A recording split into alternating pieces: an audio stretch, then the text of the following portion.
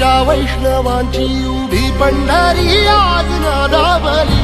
तुझे नाव ओठी तुझे रूप ध्यानी जीवाला तुझी आस गा लागली जरी बाप साऱ्या जगाचा परी